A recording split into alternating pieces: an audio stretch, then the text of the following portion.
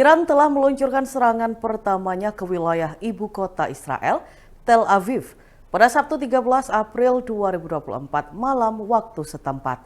Lebih dari 200 drone dan rudal Iran menargetkan negara Yahudi tersebut.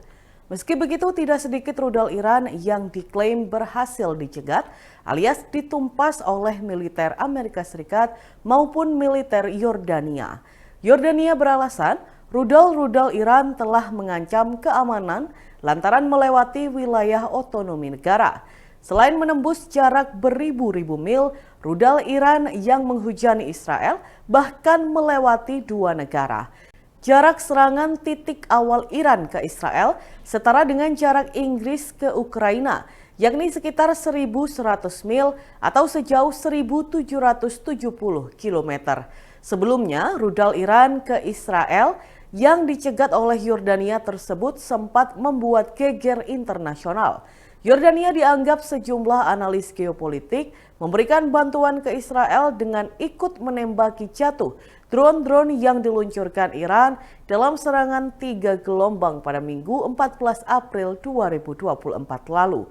Tuduhan ikut membantu Israel itu pun dibantah oleh Yordania dengan menekankan mereka hanya menembak benda asing apapun yang berada di wilayah udara mereka. Kapolda Papua Barat Irjen Pol Joni Edison Isir meminta maaf atas insiden di Pelabuhan Sorong yang melibatkan TNI Angkatan Laut dengan Satuan Brigade Mobile atau BRIMOB pada Minggu 14 April 2024 lalu. Insiden tersebut menyebabkan 4 anggota TNI AL mengalami luka dan kini sedang dalam perawatan medis. Sedangkan dari BRIMOB terdapat 1 personel yang tengah dirawat di rumah sakit dan 5 personel polisi sudah kembali setelah dirawat di rumah sakit. Kapolda juga menyampaikan permohonan maaf kepada pihak Pelindo Sorong atas kerusakan fasilitas yang terjadi selama insiden berlangsung. Isir menegaskan pihaknya tetap berkomitmen untuk menjaga solidaritas dan sinergitas dengan TNI yang berkedudukan di wilayah hukum Polda Papua Barat. Dalam hal ini, Pangko Armada 3 Pangdam 18 Kaswari. Kapolda juga menegaskan bahwa ia berkomitmen untuk melaksanakan langkah penyelidikan secara utuh terkait insiden antara anggota Polda Papua Barat secara tuntas. Pihak TNI AL dan BRIMOB Polda Papua Barat juga telah melakukan mediasi terkait insiden bentrok di Pelabuhan Sorong, Papua ini. Kepala Pusat Penerangan Mabes TNI, Majen TNI Nugraha Gumilar menjelaskan peristiwa bentrokan terjadi di pintu masuk ruang tunggu keberangkatan kantor Pelindo 4 Sorong, Provinsi Papua Barat. Perkelahian itu dipicu oleh teguran seorang anggota TNI AL, Marharlan 14 Sorong, kepada personel BRIMOB Polda Papua Barat yang berada di lokasi. Namun, ia tidak merinci konten dari teguran tersebut.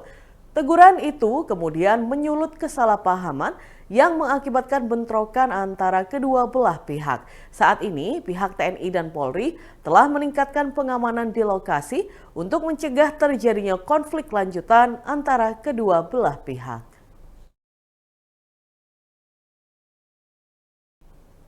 Mantan istri Prabowo Subianto yakni Titik Soeharto merayakan ulang tahun pada Minggu 14 April 2024 di kediamannya. Selama ini, Titik Soeharto selalu berada di setiap acara yang diselenggarakan oleh Prabowo. Namun kini giliran Prabowo yang hadir dalam hari spesial Titik Soeharto dengan menghadiri acara ulang tahunnya.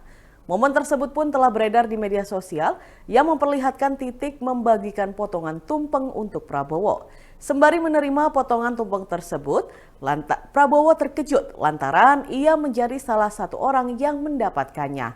Keduanya pun bersalaman serta cium pipi kanan dan kiri atau cipika-cipiki. Sementara Prabowo mengunggah momen tersebut di Instagramnya pada Senin 15 April. Presiden terpilih itu mengunggah beberapa potret dalam acara ulang tahun Titik. Pada kolom komentar di captionnya, Prabowo memberikan ucapan spesial untuk sang mantan istri. Prabowo mendoakan agar Titik diberi perlindungan dari Tuhan dan dilimpahkan berkah dalam pengabdiannya kepada negara. Pada potret tersebut tersorot pula ekspresi putra sematawayang Prabowo dan Titik, yakni Didit Hedi Prasetyo. Lirikan menggoda dan ekspresi senyum-senyum Didit melihat keakraban kedua orang tuanya pun menuai sorotan dari warganet.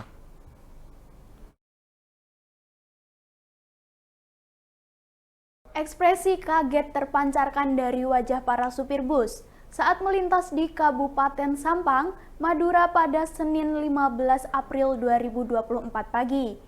Mereka diberhentikan oleh sejumlah anggota Satlantas Polres setempat saat berada di Terminal Trunojoyo Sampang untuk menjalankan tes urin. Satu persatu supir bus mulai dari antar kota antar provinsi, antar kota dalam provinsi hingga bus pariwisata digiring ke lokasi tes urin tepatnya di sebelah pojok timur terminal. Para supir bus langsung melanjutkan perjalanan pasca menjalankan tes urin dan diketahui hasilnya negatif dari narkotika. Kapolres Sampang, AKBP Siswantoro mengatakan, tes urin dilaksanakan untuk memastikan keselamatan para penumpang di tengah puncak arus balik mudik Lebaran. Ia juga menambahkan bahwa tes urin dilaksanakan secara kontinu karena puncak arus mudik berlangsung selama 3 hari mulai dari tanggal 14 hingga 16 April 2024. Selama kurang lebih 2 jam pelaksanaan, terdapat 17 sopir termasuk kernet menjalankan tes urin dan hasilnya semua negatif.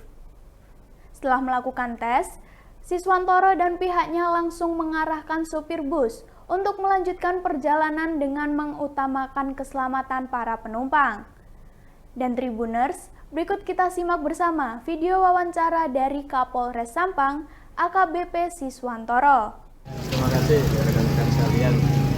Kita pagi ini sengaja melakukan kegiatan tes urin ya untuk pengemudi bus dan kendaraan lainnya kaitan dalam rangka kegiatan operasi ketupat Semeru 2024.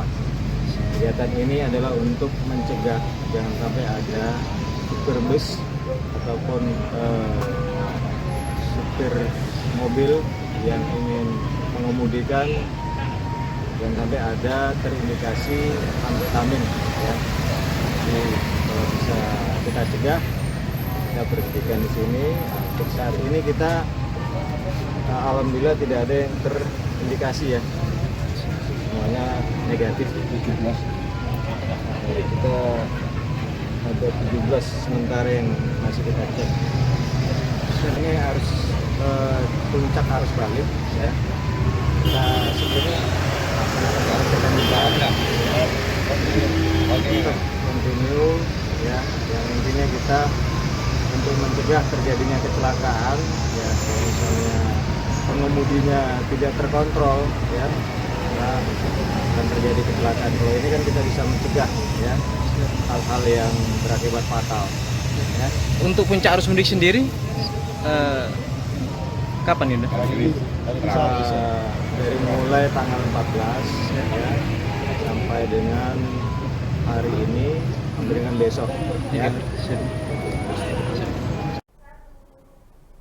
Sebuah bus dengan nopol S7913UA gagal ngeblong di Jalan Raya Bojonegoro Babat, tepatnya di Desa Kalisari, Kecamatan Baurno, Kabupaten Bojonegoro ketika lalu lintas setempat memadat pada Minggu 14 April 2024 sore.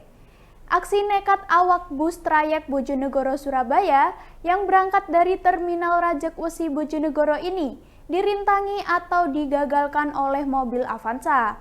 Atas hal tersebut, awak bus dengan PO Margojoyo itu marah dan tidak terima. Awak bus pun turun dan cekcok, lalu baku hantam dengan pengemudi Avanza yang merintangi aksinya. Insiden baku hantam antara awak bus dengan pengemudi mobil Avanza ini direkam oleh pengguna jalan lain, lalu viral di media sosial. Kasat Lantas Polres Bojonegoro, AKP Anjar Rahmat Putra, membenarkan kekisruhan di jalanan itu terjadi di wilayah hukumnya. Pada Minggu 14 April 2024 malam, Pihak kepolisian memburu bus Margojoyo beserta para awaknya yang tampil arogan tersebut dan berhasil diamankan pada Senin 15 April pagi. AKP Anjar mengungkapkan, dari hasil pemeriksaan dimaksud, diketahui bahwa bus PO Margojoyo yang membawa puluhan penumpang itu disopiri oleh Agus Pujianto, 35 tahun, warga desa Gedangdowo, Kecamatan Jepon, Kabupaten Blora. Diketahui, si sopir ini tak terlibat baku hantam. Yang persis terlibat baku hantam adalah Arif Sugianto, 26 tahun, warga desa Sumberaji, Kecamatan Sukodadi, Kabupaten Lamongan selaku kernet bus. Selain kernet bus berusia 26 tahun tersebut, yang terlibat baku hantam dengan pengemudi mobil Avanza adalah Vida Ababil Romadoni, warga desa Plesungan, Kecamatan Kapas, Kabupaten Bojonegoro selaku kondektur bus. Setelah mengamankan dan memeriksa 3 awak bus PO Margojoyo itu, bentuk penindakan lain dari pihak kepolisian adalah menilang Agus Pujianto selaku sopir bus yang bersangkutan.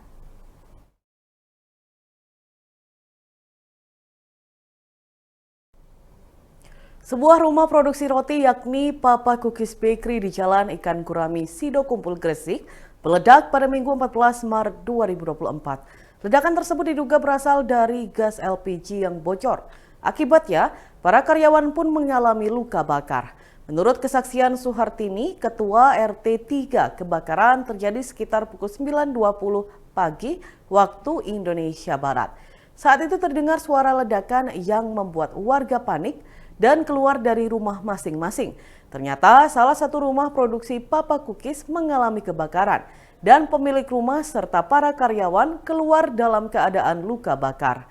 Seketika itu warga pun segera menghubungi pihak dinas pemadam kebakaran dan pihak rumah sakit terdekat untuk membantu menangani insiden tersebut. Selang beberapa waktu, tim pemadam kebakaran datang dan melakukan pemadaman. Kedatangannya bersamaan dengan pihak rumah sakit yang menangani para korban. Para korban langsung dibawa ke Rumah Sakit Petrokimia Gresik dan Rumah Sakit Nyai Ageng Pinati untuk mendapat penanganan medis lebih lanjut. Pemadaman terus diupayakan oleh tim damkar hingga api berhasil dipadamkan. Setelah titik api dipadamkan, pasukan segera melakukan pendinginan di sekitar area hingga kondusif. Kapolres Gresik, AKBP Aditya Panciano mengatakan penyebab kebakaran diduga akibat tabung gas LPG yang bocor. Sebanyak 8 orang mengalami luka bakar dan dilarikan ke Rumah Sakit Muhammadiyah, Rumah Sakit Semen, dan Rumah Sakit Petrokimia Gresik. Dan Tribuners, berikut kita simak bersama wawancara dengan saksi Suhartini. Waktu itu saya sedang di belakang di dapur, terjadi ledakan sekitar pukul 9.20 menit. Nah, ternyata saya nggak berpikir apa-apa, saya kira itu meletusan mercon soalnya musim hari raya. Ternyata terjadi ledakan, orang rame-rame, terus saya juga datang. Download Tribun X sekarang, menghadirkan lokal menjadi Indonesia.